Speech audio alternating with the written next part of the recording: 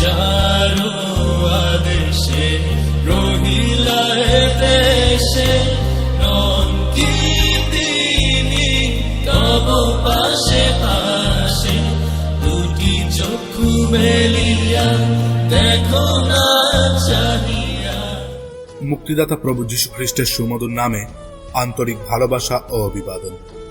যোহন লিখিত সুসমাচার 19 অধ্যায় 7 পদ। যিহুদীরা তাহাকে উত্তর করিল, আমাদের এক ব্যবস্থা আছে, সেই ব্যবস্থা অনুসারে তাহার প্রাণদণ্ড হওয়া উচিত, কারণ সে আপনাকে ঈশ্বরের পুত্র করিয়া তুলিয়াছে। যিশু বন্দী হলেন, শারীরিক যন্ত্রণা ও মানুষের নিন্দাকে তিনি সহ্য করলেন। এর আগেও তাকে বিদ্রূপ এবং ঠাট্টা করা হয়েছে। যিহুদীরা তাদের স্বার্থ চরিতার্থ করবার জন্য প্রভুর উপরে মিথ্যা দোষারোপ করেছে এবং তাকে খুন করবার সম্পূর্ণ প্রয়াস করেছে। তার পবিত্রতা, শিক্ষা ও জীবনশৈলীর সামনে যখন ভণ্ড লোকেরা দাঁড়াতে পারেনি, তখনই কৌশলে তাকে দোষী বানিয়ে মেরে ফেলতে চেয়েছে। আজও তো লোক মিথ্যা দোষারোপ করে যখন তারা খ্রিস্টের সুসমাচারকে শোনে। তিনি ঈশ্বর হওয়া সত্ত্বেও ঈশ্বরের সমান থাকার বিচার কখনো জ্ঞান করেননি।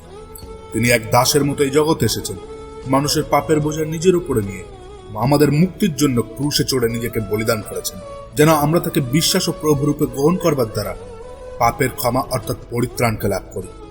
ঈশ্বর আপনাকে আশীর্বাদ করুন তার কাছে নিজের দোষকে স্বীকার করে নিয়ে স্বর্গের রাজ্যে প্রবেশ করতে। ধন্যবাদ।